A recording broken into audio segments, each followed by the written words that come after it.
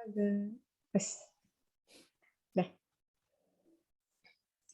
Mulai ya. Assalamualaikum warahmatullahi wabarakatuh. Waalaikumsalam warahmatullahi wabarakatuh.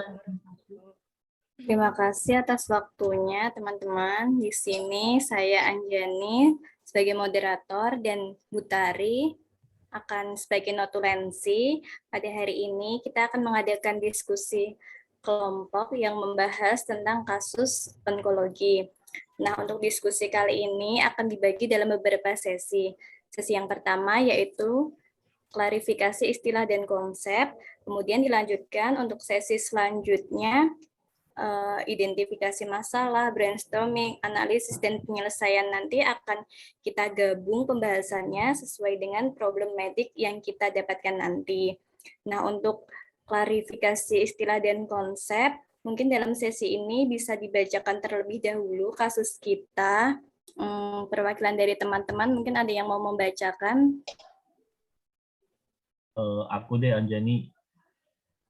Baik, silahkan Mas Faiz. Oke, jadi di sini aku bacain kasusnya ya teman-teman ya. Ini ada satu kasus. Nah, untuk kasusnya adalah ada pasien Nyonya AK. Dia waktu masuk pasien itu 18.10.2021 di jam 9.23.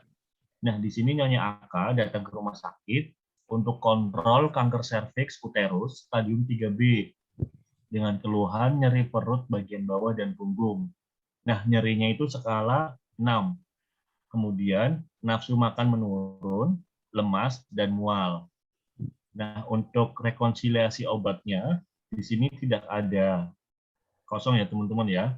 Kemudian ada saat discharge, itu saat kepulangan, di tanggal 20 bulan Oktober 2021, pasien mendapatkan obat Albuforce, itu 5 kapsul, untuk aturan pakainya 1 kali 500 mg, kemudian ada Curcumex 5 kapsul juga, itu 1 kali 650 mg. Terus ada ketorolac juga 10 tablet, itu aturan pakainya 2 kali 10 mg, kemudian ada ondansetron 15 tablet, untuk aturan pakainya 3 kali 4 mg. Kemudian untuk form pemantauan obatnya di RSUDX ini ya, di sini Nyonya AK untuk usianya 38 tahun. Kemudian RPM-nya dia kontrol kanker serviks, kanker serviks uterus stadium 3B. Keluhannya ada gatal setelah kemosiklus 1, kemudian nyeri perut bagian bawah dan punggung, nafsu makan menurun, lemas, mual, dan susah BAB juga. Untuk tinggi badan Nyonya AK dia 151 cm. Kemudian dari dokter J ya di sini ya, untuk diagnosisnya itu CA cervix uteris stadium 3B. Nah, untuk riwayat pasiennya merokok, dia tidak merokok, kemudian untuk alerginya juga tidak alergi, kemudian untuk kopi dia pasien tidak minum kopi. Kemudian untuk riwayat penggunaan obat harian di sini saya baca TTV-nya dulu. Parameter penyakit di sini ada tekanan darah, nilai normalnya 120 sampai 80. 3 hari dirawat inap, dia mengalami cukup naik turun ya. Dilihat dari tanggal 18 itu 107/83, kemudian tanggal 19 110/80, tanggal 20-nya 115/80. Kalau semisal dilihat dari nilai normalnya memang sedikit rendah ya, tapi nggak begitu banyak. Kemudian untuk nadinya di sini nilai normalnya 60 sampai 100. Bisa dilihat untuk Nyonya AK di sini ada 104 di tanggal 18, kemudian tanggal 19-nya 80, tanggal 20-nya 82. Cukup signifikan sih turunan hari pertama sampai hari kedua dan 3. Kemudian untuk suhunya, suhu normalnya 36,0 sampai 37,5 di hari pertama, dia 36,7, kemudian hari kedua 36, hari ketiganya 36. Kemudian untuk respirasinya, nilai normalnya 16 sampai 20. Di hari pertama itu 20, konsistensi 20 20 20 di hari ketiganya. Gitu. Kemudian untuk keluhannya di sini di hari pertama ada gatal setelah kemosiklus 1. Hari pertama dia poin plusnya 2, kemudian hari ketiga dan kedua dan ketiga hanya 1, tapi berarti dia mengalami gatal tapi sudah sedikit lebih reda gitu. Kemudian untuk nyeri perut bawah dan punggung, di sini nilai nyerinya dari hari pertama 6, skala 6, kemudian hari kedua skala 6 juga, dan hari ketiga skalanya menurun jadi 3 doang. Kemudian untuk penurunan nafsu makan dan mual muntah di hari pertama sampai hari ketiga, pasien masih mengalaminya. Kemudian ada susah BAB juga di hari pertama dan di hari kedua, tapi di hari ketiga pasien sudah tidak mengalami susah BAB. Kemudian ada lemas juga dari hari pertama sampai hari ketiga. Kemudian pusing di hari pertama dan hari kedua saja. Hari ketiganya pasien sudah tidak mengalami pusing. Kemudian ada kesemutan ujung jari. Di hari pertama pasien tidak mengalami, tetapi hari kedua pasien mengalami kesemutan. Tapi di hari ketiga pasien sudah tidak mengalami. Kemudian untuk hasil laboratorium rutinnya, di sini ada HB-nya, pasien 10,6 L, di mana nilai normalnya adalah 11,7 sampai 15,5. Kemudian untuk leukositnya, pasien 6.420, di mana untuk nilai normalnya itu 3.800 sampai 11.000. Di sini pasien masih masuk nilai normal sih. Kemudian untuk kadar trombositnya itu 308.000.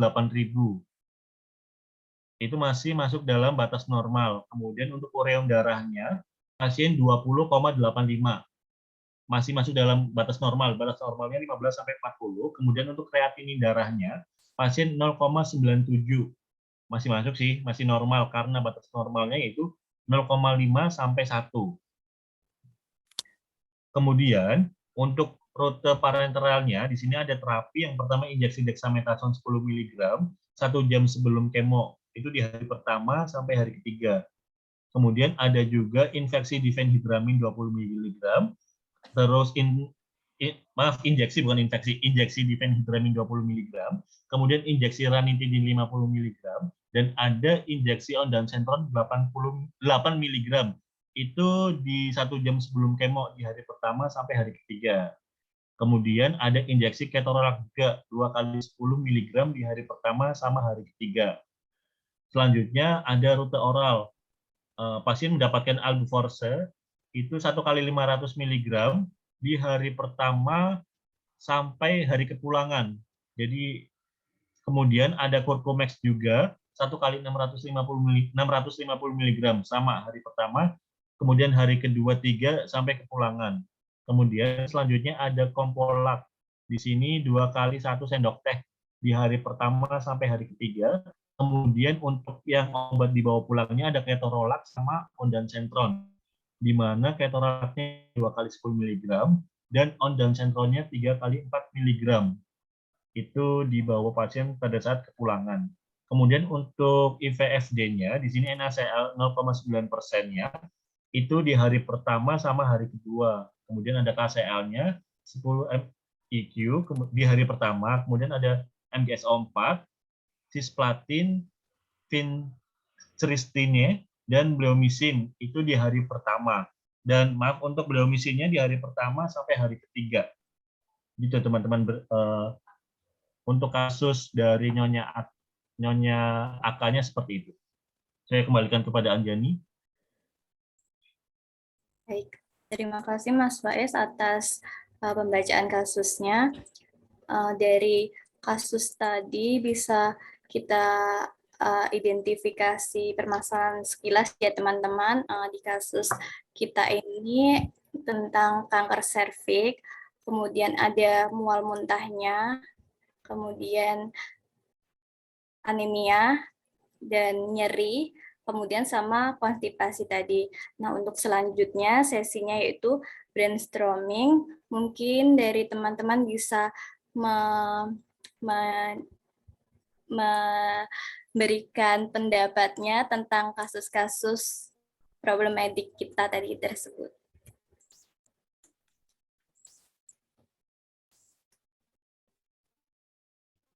Guys, ini kok tiba-tiba tegang, kenapa? Santai Berarti aja. ini langsung ke mual muntah apa mau ke itu dari kanker sel dulu? Jadi kanker aja, Bu. Yang ringan dulu aja kali ya. Jadi kanker aja. Dari itu Dari aja, kanker. yang kayak Jadi SOP aja kayak gitu. mau dari yang kanker dulu atau mual muntah dulu? Kanker. Terus siapa? Siapa yang mau bacain yang kanker? Kanker ya.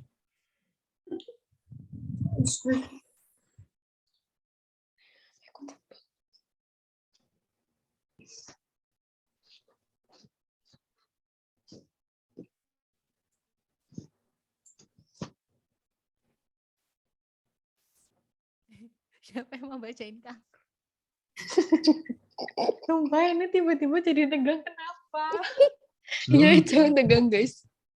Ini siapa yang mau bacain kankernya? Zul deh, Zul. Zul. Enggak, kanker tadi itu enggak ada masalah, terapinya udah benar, cuma dosis cisplatinnya belum disampaikan. Udah benar apa belum? Oh iya. Aku udah nyari dosis cisplatin ya. Sesuai dengan, aku tuh bukan dari jurnal-jurnal yang kayak formal banget, tapi ini dari penelitian. Jadi aku hari itu ada dosis cisplatin untuk stadium 3B kemoterapi itu adalah neoadjuvan cisplatin dengan dosisnya itu 50 mg per minggunya gitu. Itu guys.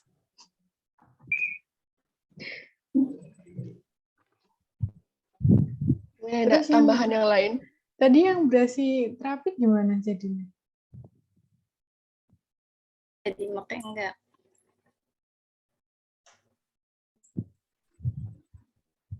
Ya ampun. Brachyterapi jadinya gimana?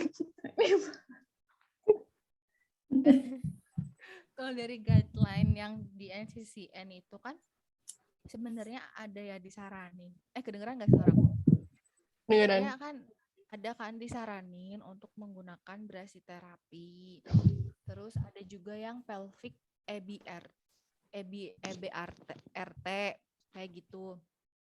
Nah, kalau dari penelitian-penelitian yang ada, memang kalau brachytherapy terus si radiasi itu dengan segala jenisnya itu memang lebih efektif digunakan untuk pasien kanker ya, serviks kan dia stadiumnya lanjut ya berarti kan kayak gitu. Nah, tetapi kan si pasiennya ini kan udah menerima obat kombinasi kemoterapi kan, si cisplatin sama vincristine sama bleomycin. Nah, kalau untuk switching obat gitu atau switching terapi gitu pada pasien kanker itu, kalau aku cari-cari tuh jarang banget gitu loh dilakuin. Biasanya tuh mereka tuh udah ngelakuin itu tuh sebelum si kankernya itu sebelum si terapinya itu dilakukan gitu. Makanya aku pikir kayaknya obat yang sudah dilakukan ini kan dia juga sudah melakukan siklus pertama kan. Berarti ini kan ini siklus kedua. Itu kayaknya tetap dilanjutkan saja kayak gitu. Terus ditambah lagi kan di sini kan salah satu obat yang diterima pasien itu kan bleomycin ya. Bleomycin itu kan golongan antibiotik kan. Kalau semisal bleomycinnya di switch gitu, takutnya ada resiko resistensi, soalnya pasien kanker juga banyak yang mengalami resistensi pengobatan kayak gitu. Jadi mungkin alangkah lebih baiknya diteruskan saja. Kalau menurut aku ya diteruskan saja pilihan terapinya, tetapi disarankan untuk dilakukan monitoring apakah ada perbaikan di masa tumornya gitu, ataupun di lokasi tumornya kayak gitu. Semisal nanti tidak ada perbaikan, baru bisa diberikan saran untuk radiasi. Kalau dari aku kayak gitu.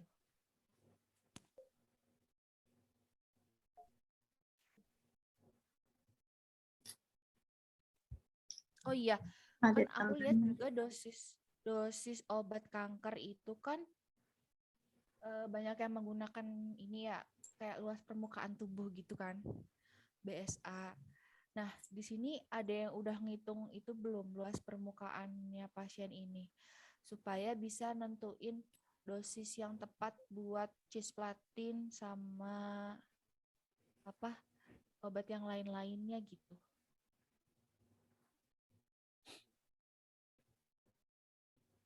Kayaknya kalau nggak salah ada itunya deh, ada apa? Ada webnya gitu, tapi aku lupa namanya. BSA tuh LPT atau Mbak? Apa gimana? Luas permukaan tubuh nggak sih? Oh, Iya benar. LPT tah. Heeh. Ya udah.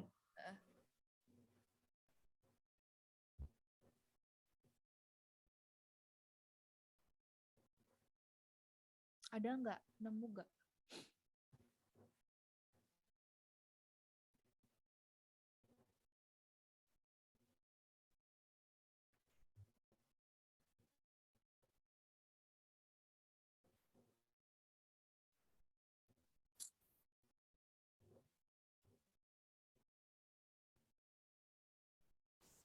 Tadi ada yang cisplatin tadi berapa dosisnya? Dosisnya 50 mg, tapi per minggunya 50 Oh, mg. berarti nggak pakai BSA ya? Enggak, ini dihitungnya per minggu. Terus ada, jadi tuh gini, ada berapa ya? 3 minggu. Jadi tuh ada 2 dosis. Satunya 50 mg sama 75 mg. Tapi kalau misalkan yang 50 mg itu per minggu. Terus yang kalau misalkan yang 75 mg itu per 3 minggunya gitu. Itu nggak 40 mg per meter persegi nggak? Oh iya, meter perseginya ya. Kan? Mm-mm.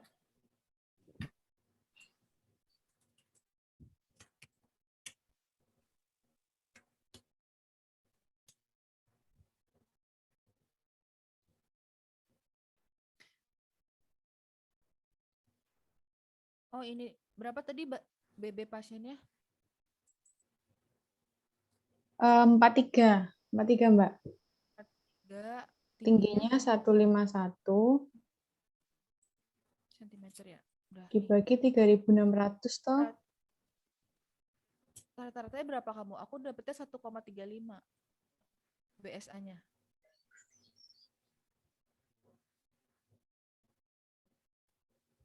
Berapa, Mbak? 1,35. Sama. 1,35. 1,35 kali berapa tadi Mbak? 40 ya? Oh, 50. Oh, 35. dosisnya. Dosisnya 1,34. 50 mg. Jadi mau nih, ada 2 soalnya 50 mg sama 75 mg per minggunya sama per 3 minggu. Kita ininya aja pakainya yang per minggu aja yang 50 mg. Bener kok 67,5 dikasih 68. Berarti nggak ada masalah kan sama dosisnya ya? Aman berarti ya. Aman. Terus Vincristin ada yang tahu nggak dosisnya Vincristin? Vincristin.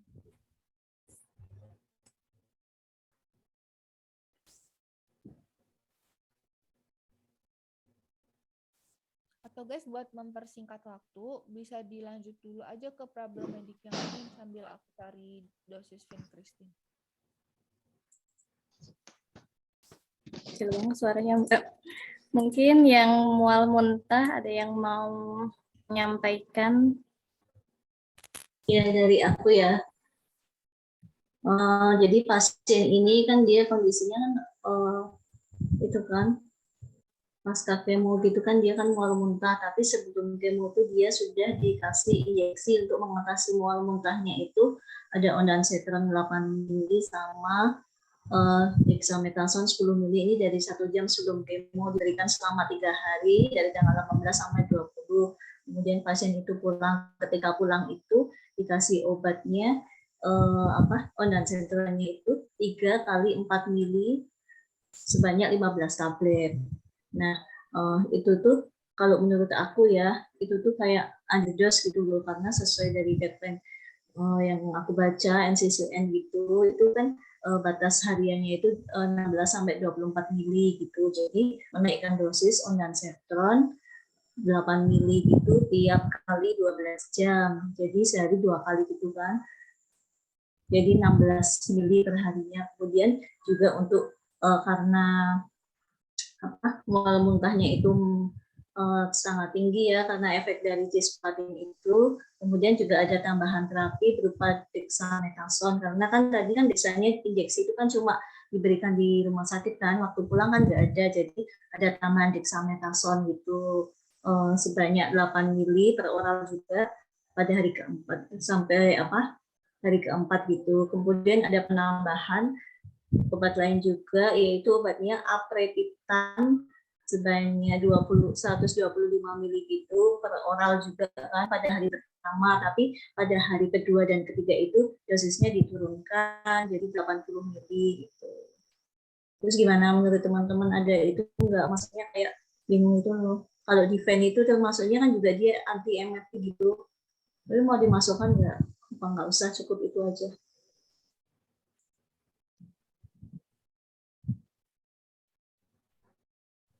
Kayaknya cukup itu aja, Mbak Bu.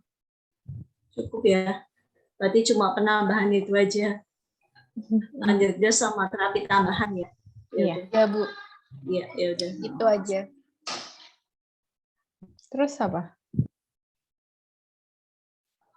Butuh ada non farmakologinya nggak Bu yang buat Jadi kayak farmakologinya itu dia kan diberikan suplemen tambahan. Sebenarnya di sini waktu dia pulang itu sudah ada suplemen tambahan ya, yang Albuphos itu kan suplemen tambahan. Terus juga Curcumax itu kan juga suplemen tambahan kan. Ini memang sudah bagus sih, tapi untuk terapi sendirinya itu untuk ya kayak minuman kayak jahe kayak gitu yang mengandung peppermint, jahe kayak gitu, itu bisa meredakan mual muntah sih kayak gitu. Terus akupuntur juga bisa, karena kalau akupuntur itu kayak metode alternatif gitu yang menusukkan ke bagian titik tubuh tertentu yang bisa mungkin mengurangi efek mual muntah. Tapi itu hanya pilihan ketiga gitu. Yang pertama mungkin dari minuman-minuman yang kayak gitu, peppermint, jahe kayak gitu. Itu semua. Bu, mau tanya deh. Ya. Kalau akupuntur itu kan katanya beberapa titik tuh. Nah, termasuknya titik apa aja yang bisa diakupuntur? Ya, titik tertentu, tapi untuk mengatasi mual muntahnya saya nggak tahu mananya di bagian mana. Perlu Yang interpersonal itu buat kalau collaboration. Kayaknya deh. Yang penting bukan di tenggorokannya Mbak Berta. Nggak tahu, mungkin ada titik-titik tertentu yang memang bisa mengatasi gitu. Oke, Bu. Terima kasih, Bu. Ada mau tambahan atau pertanyaan lagi teman-teman buat yang mual muntahnya? Cukup ya. Kita lanjut ke problematik selanjutnya. Tadi ada anemia. Mungkin dari teman-teman ada yang mau menyampaikan tentang anemianya ini. Aku deh boleh. Oke, Mbak Alin silakan. Ya, jadi si pasien ini kan mengalami pusing sama lemas, sama di tanda-tanda vitalnya itu kan terdapat nilai Hb-nya itu 10,6, sedangkan normalnya itu kan 11,7 sampai 15,5 liter kan. Nah, tetapi di dokter itu belum terdiagnosis. Nah, DRP-nya itu kan di kesehatan terapi kan. Nah, setelah dicari-cari ternyata ini tuh termasuk normal karena ini buat syarat kemoterapi gitu. Karena kalau misalkan kemoterapi tuh minim banget tuh Hb 10 gram per desiliter gitu. Jadi paling dikasihnya non farmakologi. Nah, bisa juga dari buah-buahan, sayuran. Nah, buah-buahannya itu termasuk juga kayak seperti jus jeruk santis, terus sama bayam merah. Nah, bayam merah itu termasuknya itu mengandung zat besinya tuh tinggi, sekitar 2,8 gram per 100 gram per bahannya gitu kan. per bayamnya. Nah, terus bayam merah juga relatif mengandung tinggi zat besinya dibanding sayur lainnya. Selain itu juga bisa dikombinasikan dengan beberapa bahan organik ya, seperti bayam hijau juga bisa masuk, terus jambu sama madunya. Ini juga bisa mengefektifkan peningkatan HB-nya secara alami gitu. Jadi tanpa obat-obatan lagi. Karena memang ini tuh termasuk normal dari untuk pasien kanker serviknya gitu. Kalau misalkan untuk pasien-pasien yang lain mungkin bisa diterapi gitu. Begitu guys. Ada tambahan nggak guys?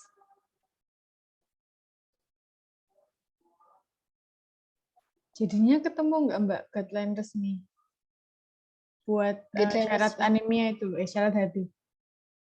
Kalau guideline resminya itu aku belum dapat ya. Cuman ini dari beberapa penelitian kan. Gitu. Oke. Ada tambahan nggak guys?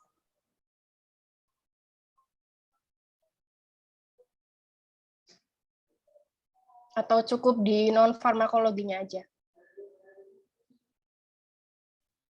Cukup. Cukup deh, cukup. Oke. Kalau anemia nggak ada, sudah. Kita lanjut ke problematik selanjutnya, yaitu ada nyeri. Mungkin teman-teman ada yang mau menjelaskan tentang problematik nyerinya ini?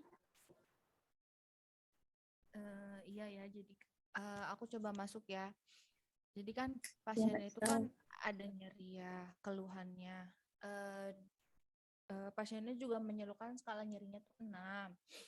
Nah, setelah aku cari di guideline yang NCCN yang Adult Cancer Pain, nah untuk yang skala nyeri 6 itu termasuk ke dalam skala moderate sampai severe pain.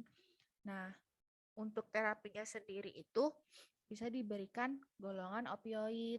Nah, golongan opioid yang bisa diberikan untuk pasien dengan moderate pain itu contohnya adalah oksikodon, hidrokodon, hidromorfon, sama morfin.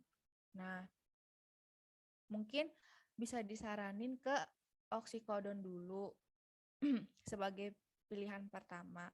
Karena kan sebenarnya kan ini pasiennya udah diberikan anti nyerinya kan ketorolak ya. Nah, itu kan kurang adekuat gitu kan kalau untuk skala nyeri yang ke-6. Karena kalau yang NSAID kayak ketorolak gitu tuh biasanya digunakan untuk yang tingkatan nyeri yang mild kayak gitu. Nah, untuk dosisnya kalau di NCCN si oksikodon ini tuh diberikannya tuh immediate release, berarti itu kan menggunakan sediaan yang langsung keluar gitu kayaknya ya. Nah, itu tuh dosisnya 2,5 sampai 5 mg. Nah, itu bisa ditambahkan acetaminophen atau PCT, bisa juga enggak, kayak gitu. Terus, kalau untuk monitoring si pemakaian opioid ini, kan si opioid ini kan bisa menyebabkan konstipasi ya. Nah, si pasiennya ini kan juga udah ada keluhan susah BAB tuh. Jadi mungkin nanti untuk konstipasi juga bisa dipikirkan saran terapinya seperti apa kayak gitu untuk susah BAB-nya dan juga untuk profilaksis dari efek samping si opioidnya kayak gitu. Nah, untuk terapi non farmakologinya sih mungkin bisa diberikan itu ya kompres hangat pada bagian yang nyeri, yaitu di sekitar tadi punggung sama perut bagian bawah supaya rileks gitu pasiennya, sama untuk mengurangi nyerinya. Gitu sih kalau dari aku.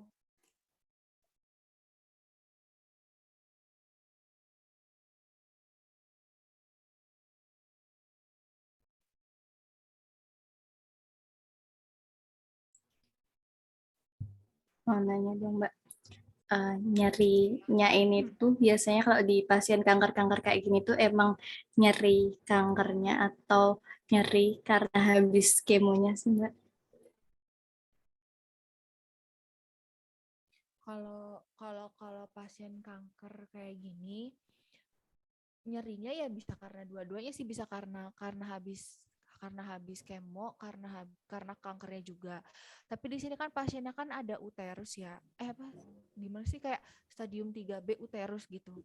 Nah, terus dia juga ada nyeri dia spesifik gitu loh, nyerinya di bagian bawah perutnya. Jadi aku mengasumsikan tuh dia sakitnya itu karena si uterusnya itu gitu. Karena kan spesifik kan nyerinya di bawah gitu dan di sekitaran punggung gitu kan. Jadi aku sih asumsinya kayak gitu. Tapi memang tidak menutup kemungkinan setelah kemoterapi pun tetap sakit gitu. Gitu sih kalau dari aku.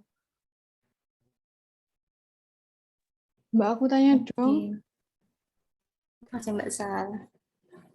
Oke. Tanya. Iya. Iya, masuk. Itu sing nyeri kan awalnya nyerinya skalanya 6, terus turun jadi 3. Itu apa yang masih tetap pakai opioid? Soalnya baru nyadar ini Nah, tadi. iya benar. Nah, si opioid ini diberikannya itu kalau di sini ya, kalau di si pain ini itu tuh nggak ada durasi kapannya, berapa lama harus diberikan, tapi dia menyarankan untuk mentitrasi atau mengurangi si dosis opioidnya kalau semisal nanti udah ada perbaikan kayak gitu. Enggak, Itu aja maksudku pas ini tanggal 20 kan udah mau karena mungkin keluar. opioid nggak tahu juga sih, mungkin nggak bisa dihentikan tiba-tiba kali ya. Aku juga belum cari-cari lagi sih, nanti coba aku cari-cari lagi, aku tambahin di bagian monitoringnya sampai kapannya dipakainya.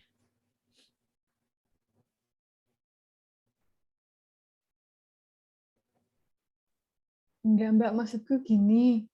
Kan itu keluarnya pas awal kan skalanya 6, tapi semenjak dia masuk kan diobati pakai ketorolak. Nah, pas tanggal 20 itu nyerinya udah turun jadi skala 3. Itu, udah itu loh. Keluhan. Oh, jadi maksudnya kamu tuh diterusin aja ketorolaknya atau mau diganti gitu? Iya, gitu. Sebenarnya sih ya kalau dari segi data lab ya berarti kan efektif ya, karena ada penurunan. Tapi balik lagi kalau ke guideline yang NCCN itu pakainya oksikodon gitu. Nah ini tergantung DRP-nya itu mau dipakai untuk dari mulai hari pertama atau memang lanjutan. Kalau memang dari hari pertama ya pasti harus disarankannya oksikodon kan, karena supaya lebih efektif menurunkan tingkatan nyerinya pasien kayak gitu.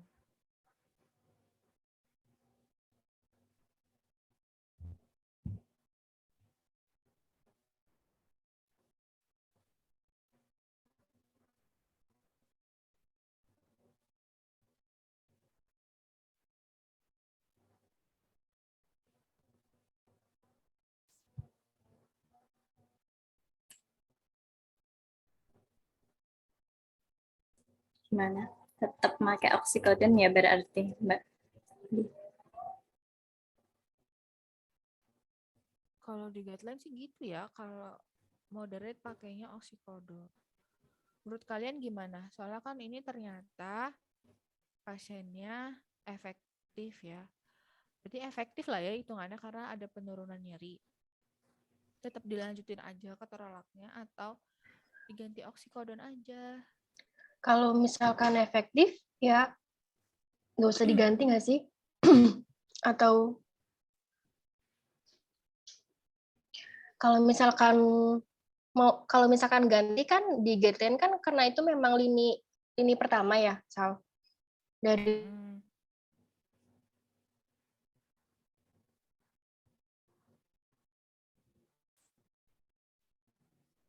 Kok berhenti? Iya Mbak, lini pertama. jaringan guys, sorry. Kalau misalkan dilihat dari riwayat penggunaan obatnya, kan keterolak itu efektif. Nah, kalau tetap dilanjutkan, itu ada interaksi lainnya atau gimana, guys? Kalau misalkan nggak ada, mungkin dilanjutkan aja kali ya. Karena memang penurunannya kan lebih signifikan. Tapi kalau misalkan menurut kalian itu mending diganti, ya diganti, guys. Sebenarnya nggak apa-apa sih kalau misalkan mau dilanjutin, karena kan si pasiennya kan juga ada susah BAB ya. Kalau misalkan kita pakai opioid, takutnya nanti jadi tambah konstipasi kan. Kayak gitu. Cuma kalau dari segi efektivitas, kalau ketorolak versus oksikodon sih memang lebih bagus oksikodon gitu.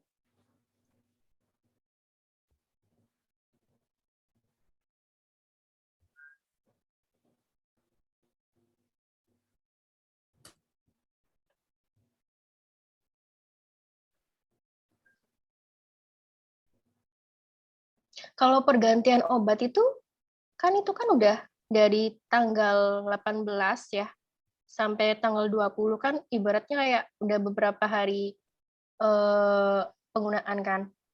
Nah, untuk pergantiannya itu apakah direkonsiliasi atau bagaimana ya? Kan nggak bisa ujuk-ujuk ini diganti kayak gitu kan, Sal.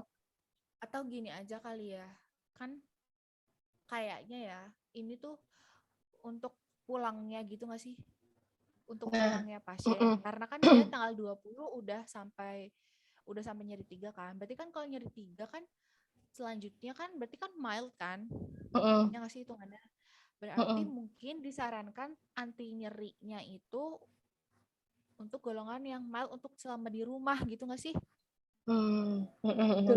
Betul. Boleh. Ya kan berarti kan bisa dipakai golongan NSAID ya? Iya. Atau PCT gitu. Oke. Kalau di sini Makasih loh. paracetamol atau ibuprofen. Oke, itu di mana? Di bacaan lain sih, bukan di guideline NCCN. Cobalah nanti dibaca lagi. Oke. Berarti SPRN loh, kalau kayak gini. Iya. Yang yang di obat pulangnya belum ada kan obat anti nyerinya, ya nggak sih? Dapat ketorolak kayaknya, Mbak. Ketorolak, Mbak. Dilanjut. Ketorolak. Cuman tuh per oral ya, guys. Diganti ininya. Ya, yang Rute obat pulang semua oral.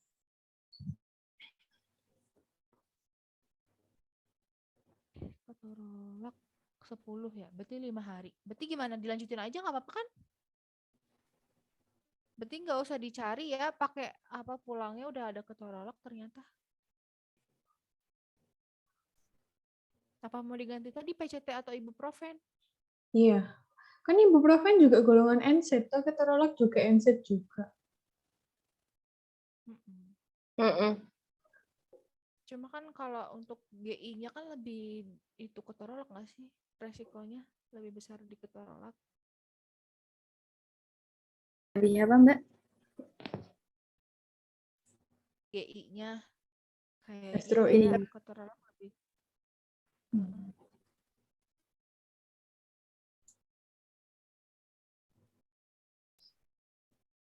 Jadinya dilanjut toh.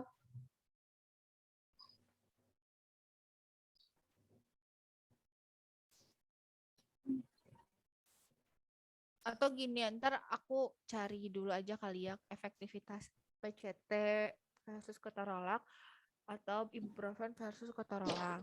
Soalnya kan ini pasiennya juga kan kanker kan, dan dia itu udah sampai uterus.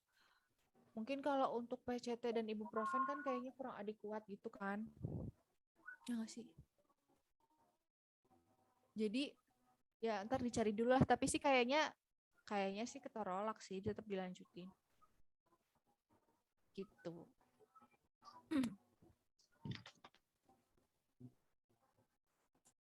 Udah yuk, lanjut aja, tinggal 25 menit kayaknya deh. Iya, guys. Lanjut. Yuk, lanjut dulu. Oke, selanjutnya problem mediknya yaitu konstipasi. Mungkin dari teman-teman ada yang mau membacakan atau menjelaskan tentang problematik konstipasi ini? Dipersilahkan. Boleh, aku. Jadi pasien mengeluhkan sulit BAB. Terus ternyata sampai hari ketiga udah ditanganin. Cuma kan tadi mau penggantian obat ke oksikodon. Jadi di guideline itu pakainya kalau opioid metil naltrexone, tapi berhubung di Indonesia nggak ada, jadi pakai yang general aja, bisa pakai bisakodil atau laksatif osmotik. Nah, terus di Dipiro itu juga menyarankan first line-nya laksatif osmotik, jadi saya simpulkan pakai laksatif osmotik. Terus kan tadi nyerinya juga nggak jadi diganti oksikodon. Jadi terapi buat BAB-nya pakai non farmakologi aja dulu. Gitu. Gimana? Oke, setuju.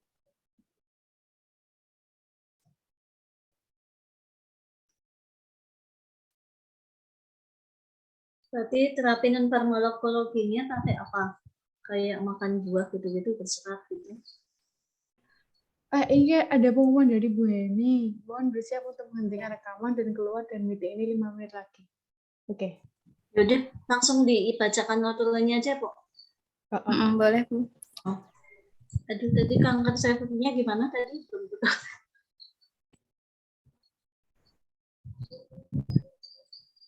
Jadi tadi yang mual muntahnya itu kita pakainya Onden ya. Ondan sentron itu dinaikkan dengan dosisnya menjadi 8 mili per 12 jam. Dilakukan selama 5 hari. Kemudian ada penambahan dexamethasone sebanyak 8 mili, itu juga semuanya PO ya, per oral gitu, dilakukan pada hari keempat. Kemudian ada aprepitan gitu, hari pertama 125 mili pada hari pertama, kemudian hari kedua dan ketiga ada 80 mili. Kemudian untuk yang anemia ini, karena dia HB-nya 10, berapa gitu ya, mencukupi untuk bisa melakukan kemo, jadi terapinya hanya dengan non-farkol, yaitu tadi menambahkan sayuran yang mengandung zat besi kayak bayam merah gitu. Dan kemudian untuk nyerinya gitu menghentikan terapi keterolak dengan substitusi dengan oksikodon dan penambahan paraset untuk nyerinya. Dosisnya sendiri untuk oksikodon ini 2,5 sampai 5 mili, kemudian untuk parasetnya 325 mili per 4 jam. Nah, untuk konstipasinya itu tadi karena efek juga dari opioid oksikodon itu kan menyebabkan konstipasi, jadi kita pakainya cukup terapi non farmakol, mungkin dengan makanan berserat gitu ya, sama buah-buahan itu. Ya sih. Baik, terima kasih atas pembacaan notulensinya, Bu Tari. Mungkin cukup sekian diskusi kita di room ini. Mungkin nanti bisa dilengkapi lagi di SOP. Terima kasih teman-teman atas partisipasinya. Wassalamualaikum warahmatullahi wabarakatuh. Waalaikumsalam warahmatullahi wabarakatuh. Terima kasih, guys. Stop, ya.